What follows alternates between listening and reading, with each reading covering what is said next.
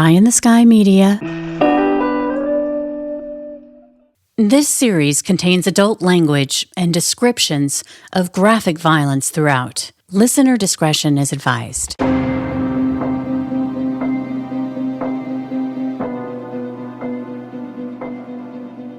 An adult child's playroom in a family home. Potentially a lot to unpack there. First of all, if you open the door, suddenly it's like the hidden rings of a redwood, an indelible inner story, a very personal journey for both the child and their parents.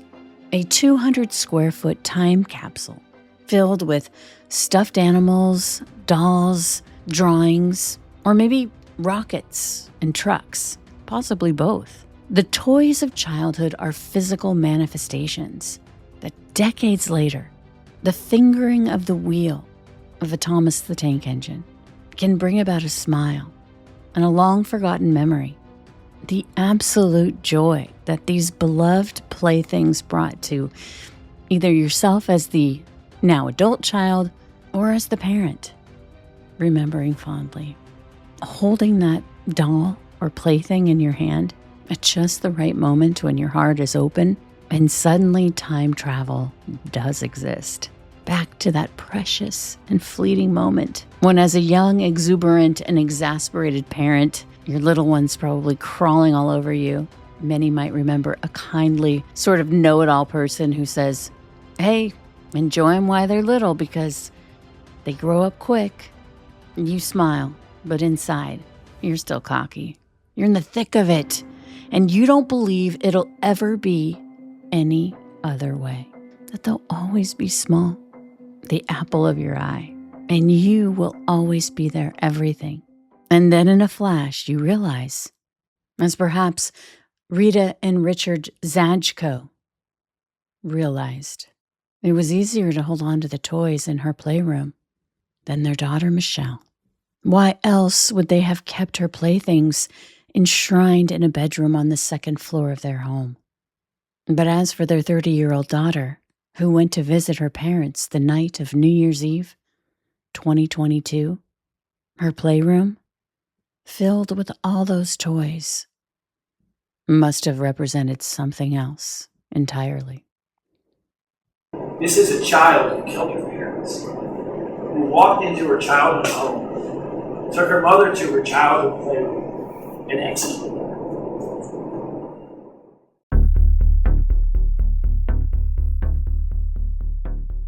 Welcome back to Criminal Mischief with Carolyn and Brandon. You're listening to episode 188, Unfathomable. There was an overture made by Rita on the day of her murder, seeking to bury the hatchet, whatever that hatchet may have been. She expressed outreach, or she expressed sorrow at where they were as a mother and daughter and wanted to move forward together. That text message went on.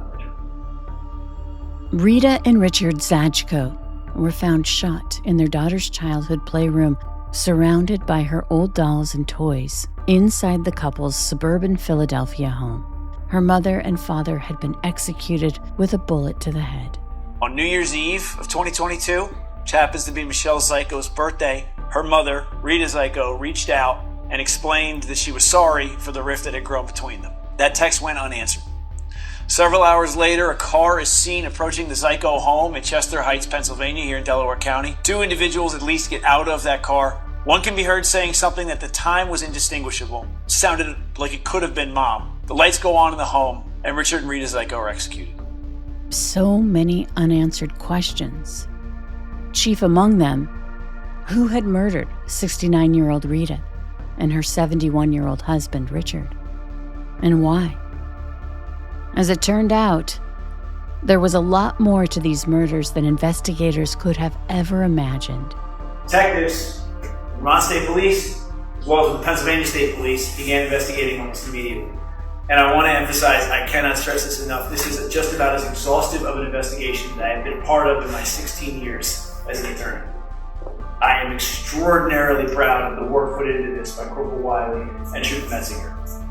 Time and again, they were asked to go back and get more, go back and do more, because what we see, what you'll see from the complaint and the timeline we're presenting, is that this had to be cobbled together. We don't have a smoking gun. It is piece after piece after piece of evidence that has been collected painstakingly over years. So let's get into those pieces. Collected by law enforcement across multiple states, along with the work of investigative reporters who were able to cobble together puzzle pieces connecting to a cult-like group referred to as the Zizians, which have been linked to 6 deaths in 3 states, including the murders of Rita and Richard.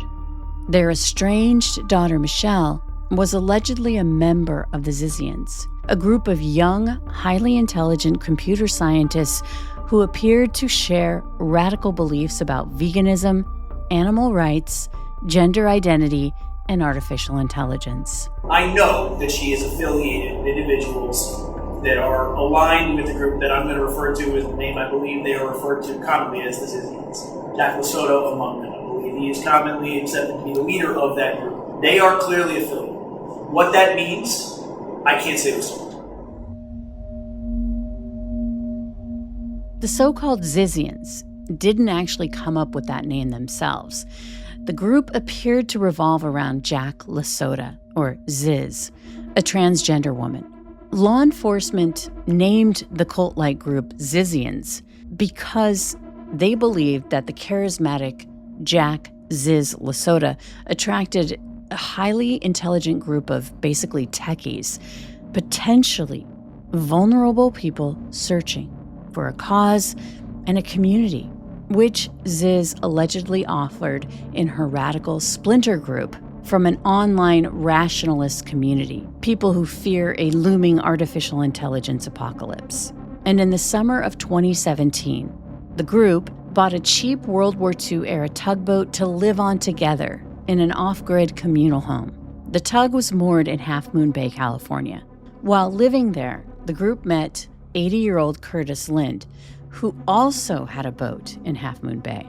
And here's the thing, the derelict tugboat at some point partially sank, and Lind stepped in and offered to let the group rent space on a property that he owned about an hour away from Half Moon Bay. The land had other tenants residing in converted box trucks and shipping containers.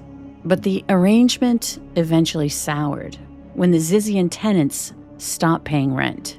By November of 2022, they owed him about $50,000 in back rent, and he was in the process of getting a court order to have the group evicted. The landlord, Curtis Lind, he started carrying a gun.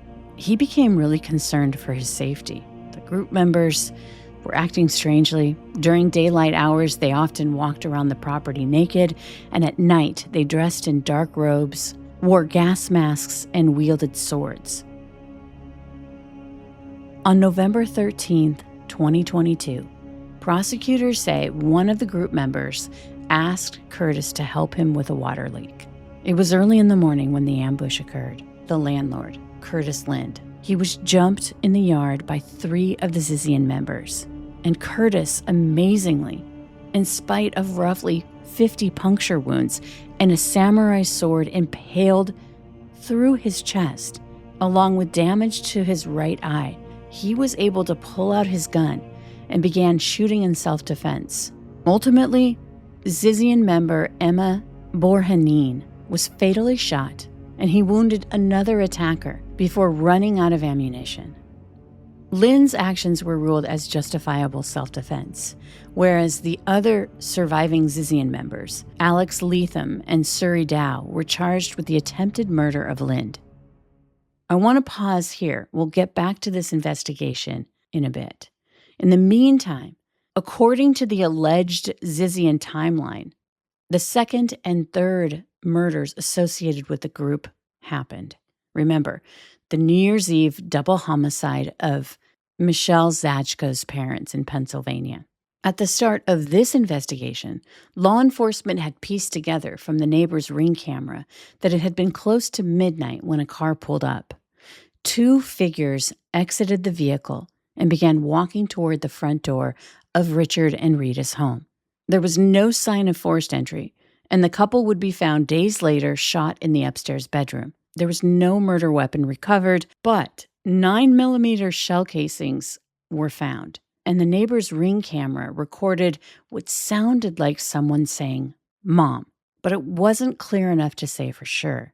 Now, investigators in Pennsylvania didn't know anything about the case that went on in California with the landlord who'd been impaled with that samurai sword and the Zizians.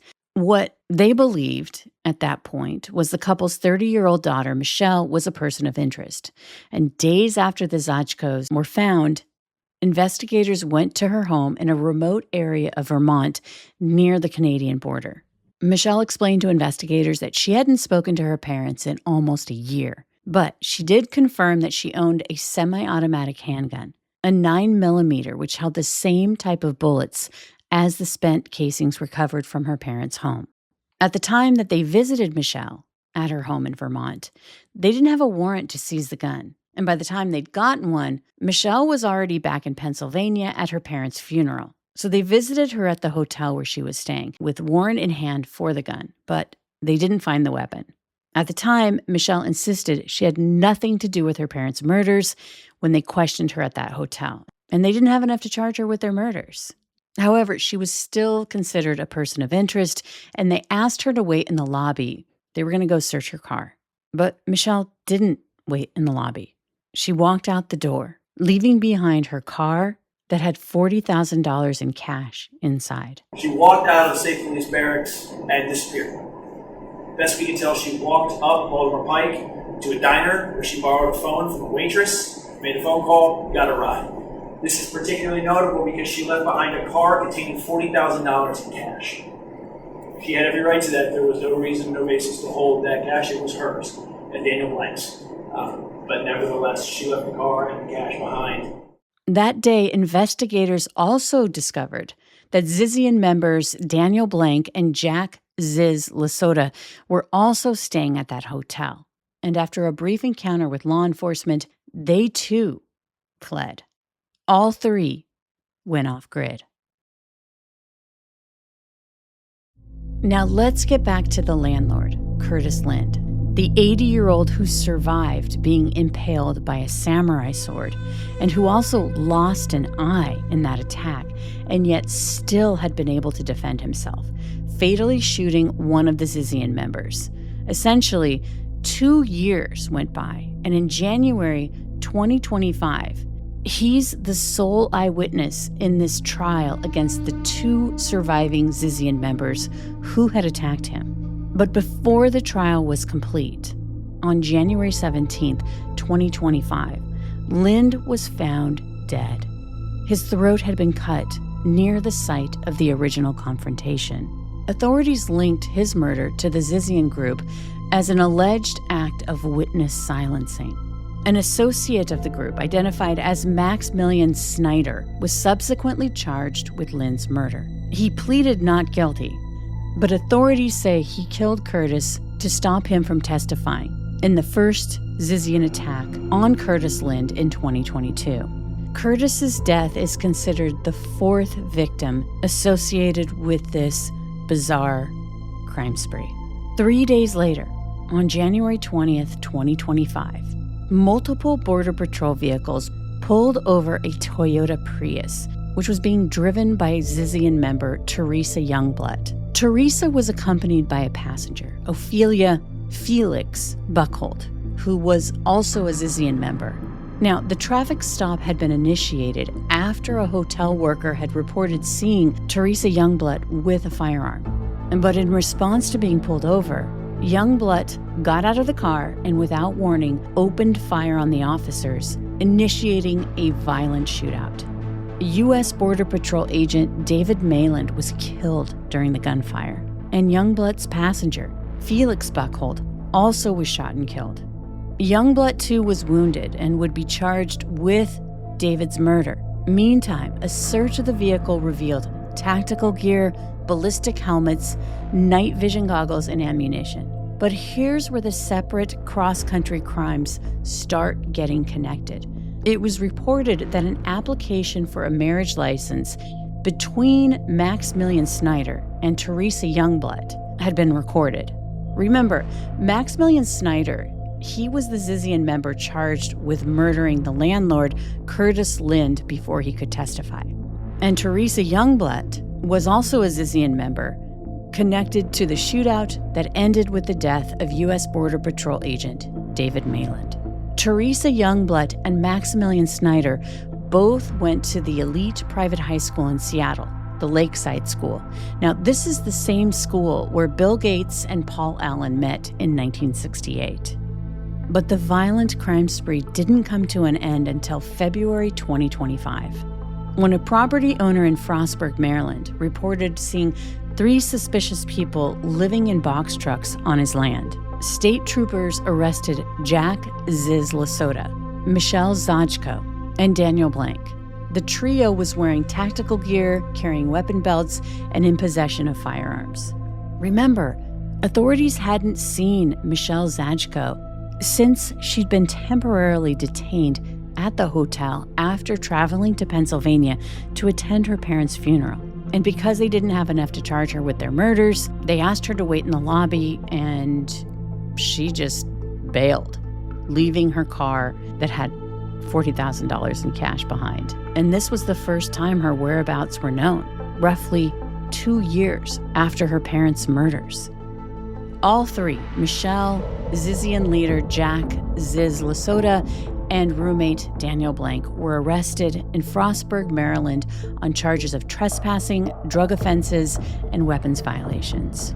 By then, investigators back in Pennsylvania, where her parents had been murdered, had cleaned up that audio from that Ring camera, the one that had captured what at the time sounded like someone yelling, "Mom." Time and again, they were asked to go back and get more, go back and do more, because what we see, what you'll see from the complaint and the timeline we're presenting, is that this had to be cobbled together. We don't have a smoking gun. It is piece after piece after piece of evidence that has been collected painstakingly over years. What it shows initially, that audio was able to be cleaned up. Corporal Wiley reached out to Secret Service and asked them to somehow enhance that capability. With that audio enhanced, you are very clearly able to hear someone yell "Mom" as they stand at the front door of Richard and Rita Zajko's home. They have only one child. That's Michelle Zajko. And last week, in a bombshell announcement, the Delaware County District Attorney's Office formally charged Michelle Zajko with murder, burglary, and conspiracy for the execution-style killing of her parents. Prosecutors assert she acted with an unidentified co-conspirator and will face extradition back to Pennsylvania. She's also been charged with providing the gun used to kill U.S. Border Patrol agent David Mayland. Now, she has repeatedly denied committing the murders, arguing that her parents' deaths were the result of a tragic murder-suicide committed by her father rather than a double homicide. Prosecutors also allege that Michelle Zajko legally purchased 2 semi-automatic handguns from a sporting goods store in Vermont, and that she supplied these weapons to fellow Zizian members, one of which was identified as the weapon Teresa Youngblood used to kill U.S. Border Patrol agent David Mayland. However, the firearm used in her parents' murders has not been recovered. But ballistic experts matched spent ammunition found at Michelle Zajko's home in Vermont to the spent casings found at her parents' murder scene. Details shared at a recent press conference by Delaware County District Attorney Tanner Rouse. It also became apparent that through forensic analysis, we see Ms. Zajko exchanging a number of text messages throughout the course of this time, explaining things she wished she could have done differently surrounding the homicide. She also goes completely dark for the period around the homicide. Her phone is left in Vermont, and for the only time that we have record of, she is neither making outgoing nor returning any incoming calls. That only occurred during the time of this homicide. Further ballistic analysis was conducted, and the 2 shell casings recovered at the scene were found to match an as of yet unrecovered firearm that had been used at Michelle Zajko's home in Vermont. There was a firing range out in the back of the backyard. The same gun that killed Richard and Rita Zajko had been used in that backyard. Michelle Zajko was also obsessed with a firearm and had also been using it in that same backyard. So we know Michelle Zajko was with the killers, to the extent that she wasn't the one that actually pulled the trigger. She was certainly aligned with those that did. Became aware later on through phone analysis that she created what I've alluded to, a list of things that, quote, they fucked up. This included not getting rid of the shell casings that were found at the scene. This included not getting rid of the ammunition that was later recovered from her Vermont home that matched the ammunition found at the scene, the shell casings found at the scene. This included not sending fake text messages from the phones they left in Vermont, leaving someone behind to send those text messages. It goes on and on and on. Quite simply, as I said, it is an exhaustive investigation that took years to pull together. But we are finally at the point where we can say, beyond any doubt, that Michelle Zajko was at least in part responsible for the death of her parents. She did not act alone. This time we do not know who her co-conspirators were, but we are very certain that Michelle Zajko was in the home and arranged for the death of her parents.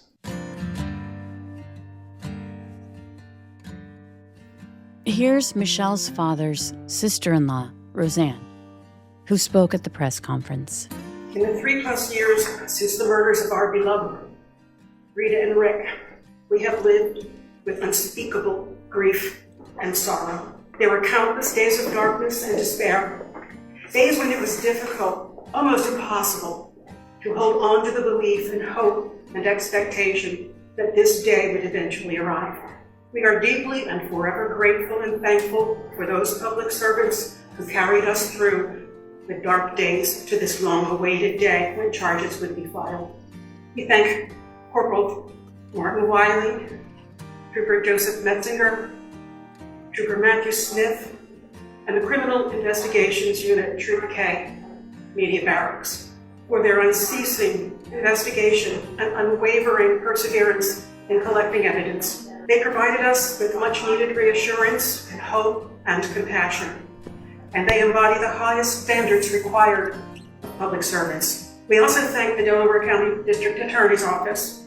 At our first meeting with DA Tanner Rouse, he promised to bring this heinous crime to prosecution, no matter how long it took. When it seemed like progress was slow, DA Rouse did not believe we hit a wall, and he urged patience. We couldn't be more pleased that he was correct, and he kept that promise. So right now, 7 Zizian members remain jailed across 3 states, awaiting various trials related to murder, conspiracy, and federal weapons charges. But one of the many unanswered questions related to the murders of Michelle's parents and these other crimes is why. It's not clear what the goal of the Zizian group even is or was, and if, as some fear, there are still more so-called Zizians out there. It's a horrible crime, but it's also one that it goes beyond comprehension in certain respects. This is a child who killed her parents, who walked into her childhood home, took her mother to her childhood playroom, and executed her. There aren't words or emotions that can capture it. This is something that is unimaginable to anyone that is a child, as we all are, to anyone that is a parent, as many of us are. We see violent crime enough to understand how difficult it is, and to have a part of you that says, man, if only this could have been. In a situation like this, I can't wrap my mind around and figure out what led to this point. We are clearly talking about someone who's gone down an unimaginably dark road, and it's led to a tragedy that just defies any sort of description. And we'll discuss it all up next on our Criminal Mischief bonus content. Here, my co-host Brandon Morgan and I will get into all the details, so stick around. And as always, thanks for listening. From Pie in the Sky Media, Criminal Mischief is an EVO production, recorded live in the beautiful Pacific Northwest. We're produced by Brandon Morgan and myself, music by Soundstripe. For EVO Creative, I'm Carolyn Osorio. your writer and host.